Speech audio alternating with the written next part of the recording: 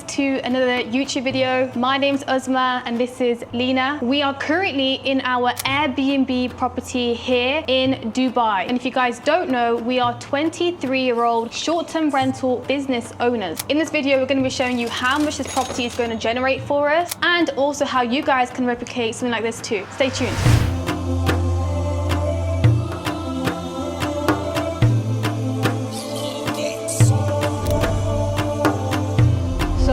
Currently in the living room right now, but before we go into the details, we're going to go back a bit and tell you guys how we got started in this business. So we started this business at 19 years old. I was working at a supermarket part-time while balancing university on the side. I was studying law, which I did not like at all. Every time I would go to university, I thought that I'm actually fulfilling someone else's dream, and I realized that this career that I'm working towards isn't going to give me the freedom that I really want in life. Because when I would speak to the professors, they would say to me how we are really going to have to sacrifice a lot of time. It's going to require a lot of hours being a lawyer, and that was not what I wanted, because the more hours you put in while working a corporate job like this, your pay will barely increase. I was looking for something where the more harder I would work, the more my income would drastically increase. So that's why we decided to look for a business to start instead. I went to a university event. It was a lawyer that was presenting to everyone about what life is like as a lawyer.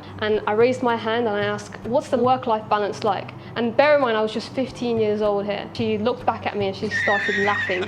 So she said, there absolutely is no work-life balance. And when I heard that at 15 years old, thinking that I'm gonna grow up to be this person, I just thought, okay, this is not gonna work, I have to change. She was technically in the position that most people want to be, you know, a successful lawyer. She was in front of my eyes, being a representation for who I will be in the next 10 years. I saw it and I knew that is not what I want. And Uzma? Yeah, so I was working multiple different jobs once I finished sixth form, which is also known as college. So I was about 17 years old with school, everything is over, no plans to go to university, no clear direction of a career path. So I just went and found a job for £5 cash in hand. I was waitressing for a very long time until I then started working in a warehouse. And at that moment, like, that was the best thing for me, because I was earning about $15 an hour. At that part of my life, 17 years old, it was like the dream come true. I was thinking, okay, now adult life starts. Now I can start buying all the things I want to. Now I can move out. Now I can, you know, afford the things that I wish I could have. But that was far from the truth. We soon realized that if we just continued down this path, we would end up exactly where we did not want to. And that was the 9-to-5 rat race, you know, working 10 hours a day and just coming home to eat, relax, watching Netflix and TV just to go back to sleep for work the next day. The odds were against us. The school that we went to was in a very bad area where there was just so much poverty, so many gangs, knife crime. People were being killed on the streets close to our school for very silly reasons. Majority of the people that we grew up with in that area are still living in that same area in same conditions. We just took a different set of actions. Despite, you know, having a mother who was a single mother, she was an immigrant and she worked blue-collar jobs, but just working so hard. And I was a very embarrassed kid growing up. I did not let that define me and who I was. I knew that I didn't come from a rich family, but a rich family was going to come from me. We did not want to live that life, and we were so desperate to find a way out. And that's what led us down to saving all of the money that we were earning in our job and putting that into investing in ourselves. A lot of people ask us, how did you find all this money to get started? We just went out there and got a job. Any of you guys are watching this video thinking, how do I get started? Go and get a job. You know, it's the most easiest thing that you can do, and it will set you up for success. When you see individuals on social media, when you see me and Leena right now living this life, we started with very humble beginnings. And what you see today is our step 100. And what you have to be looking at is what was our step 1. And we're going to be explaining what that looked like and breaking that down even further in this video.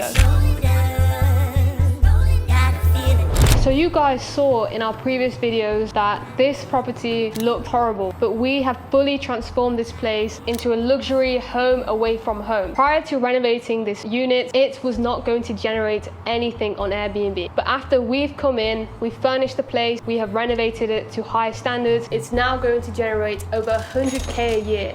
Now, 100k a year may or may not sound like a lot, but if you times that by 15 or 20 or 100 properties, you're going to be making a substantial amount. And the name of this business model is called Airbnb arbitrage. So what we essentially do in this business model is we take properties from landlords and agents and we list it on sites like Airbnb and booking.com. Depending on the deal that you have with the landlord or the agent, you either promise them a guaranteed rent or you just charge them a commission free from the amount that you generate in cash for them every single month. I believe that it's one of the best business models out there that you can get started in. It's crazy because a lot of other business models, it takes a lot of upfront capital for them to get started and it takes years for them to even break even. Whereas with Airbnb arbitrage, there are strategies in there which I just listed, and that means that you could start making money almost instantly.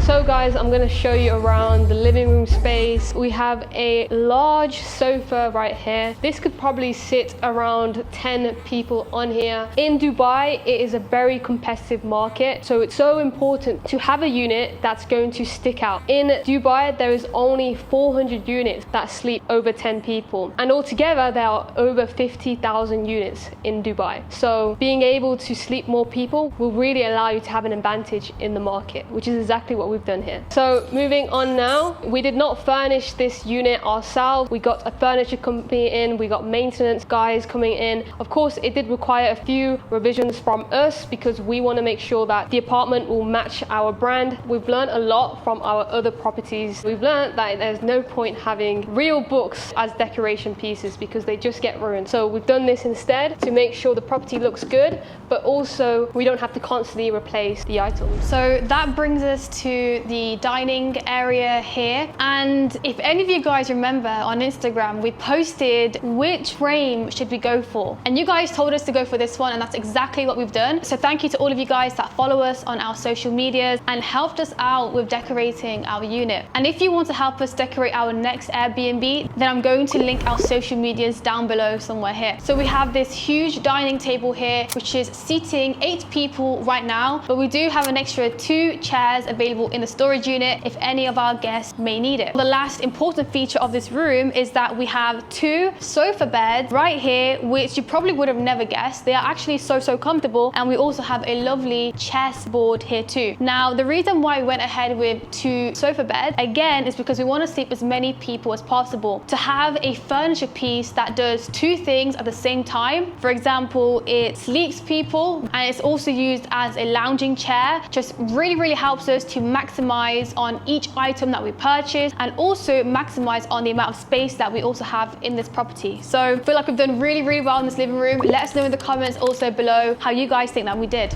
So this is one of our main features on our Airbnb listing, and it's this hot tub right here. This is our unique selling point of our Airbnb property. We have a jacuzzi installed right inside of our bedroom. This is going to be lovely for couples. So when families are looking to stay, I know for a fact that the parents, mum and dad, are going to love enjoying this in the comfort of their own bedroom. As mentioned, guys, if you are watching this video and looking at this property and thinking, wow, these guys renovated it so much and to very high standard, how am I going to get in this business model? Just remember that, you know, our first property, it was nothing like this. We'll probably insert a few pictures. Essentially, it was a 2-bedroom property with just a few beds and a very simple living room. Nothing too crazy. So this is our step 100. Now you guys see that we have hired a huge team. We have a management company who is dealing with all of our check-ins, our check-out. We have, you know, cleaners, which we have always had from the start, to be fair. You know, we have photography outsourced, we have everything outsourced, we have even a furnishing company outsourced, but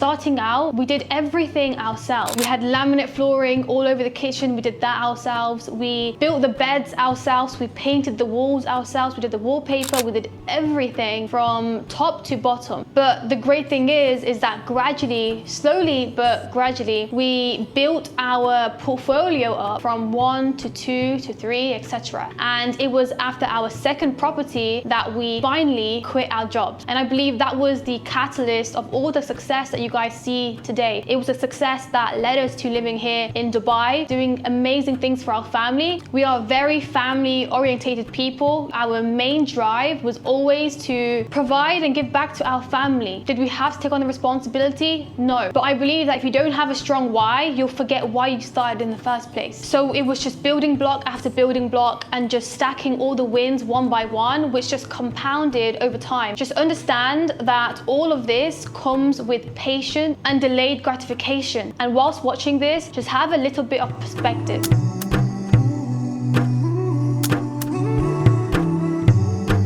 So now we are in another one of our bedrooms, and you can see that we've really designed it to luxury standards. In every single room, we've installed a full body mirror. And that's because we found that a lot of guests want full body mirrors, and it makes their stay more convenient, and it provides them with everything that they need so that they're not complaining, they're not leaving bad reviews, and so that we can continue getting 5 stars, which attracts more guests as a whole. And if you guys remember from our last video, this wall was not here. We actually built this wall. We hired a few contractors and they literally had built this wall for us because we wanted to add in an additional bedroom. And in here, it actually used to be a wardrobe, and we've converted it into an ensuite bathroom, which is again just maximizing the space we had, and it's going to really allow us to charge a lot more per night.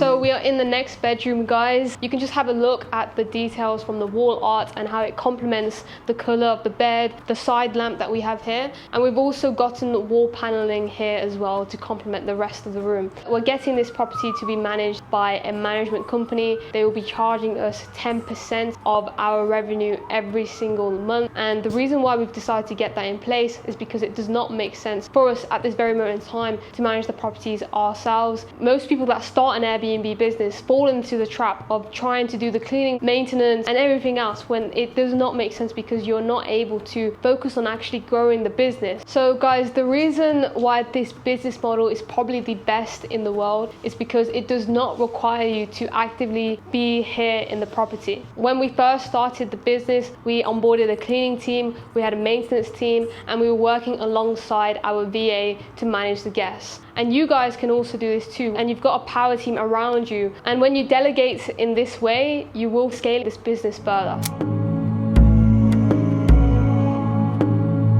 We're now in the next room, and guys, in every single room we've made sure to add in a TV, and that's because when we started the business we had properties in the UK and we were hosting a lot of contractors that were working in the construction sites in the area. One thing that they would always ask for is for a TV in each room, and now we are in Dubai, so we really need to make sure that the experience for all the guests that are staying in this property is to the best of standards. Guess what, guys? And that's the power of nanotechnology.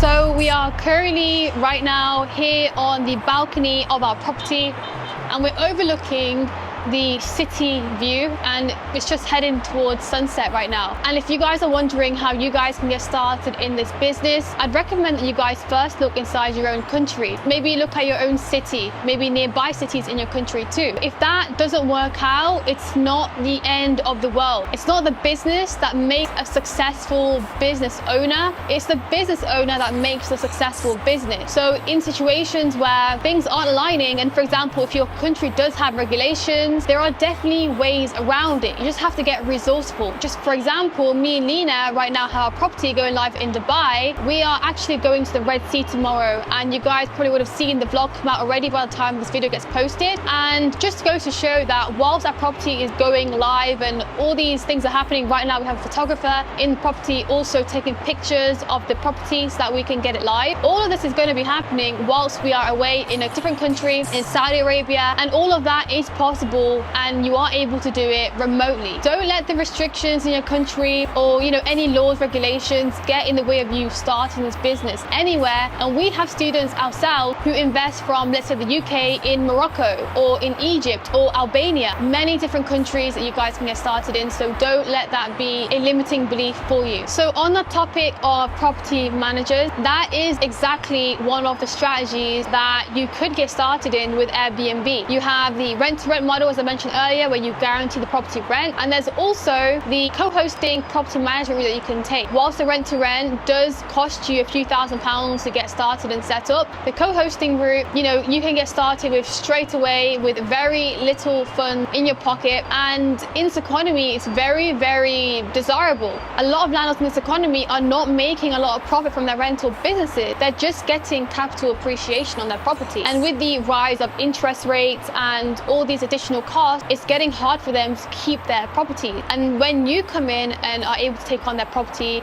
and manage it by your short-term rental strategy, you generate them a few £1,000s every single month, and you take a commission fee from that, just like our property managers are doing for us. So property managers can work with landlords, or they can work with Airbnb hosts, and they take a commission from the property, and that means they can get started making money from it pretty much straight away. To give you like a breakdown, the property is making, let's say, £10,000 in cash every single month. 10% of that is £1,000. Now you can negotiate the fee by 10%, 20%, 30%, and the more, of course, the commission is, the more high you're going to take home every single month. And of course, with the rent-to-rent strategy, some landlords just want their guaranteed rent. They don't want extra money. They're quite satisfied. They may be in retirement stage of their life. Who knows? So just learning both strategies just really gives you a good grasp and a good understanding of the Airbnb business in whole.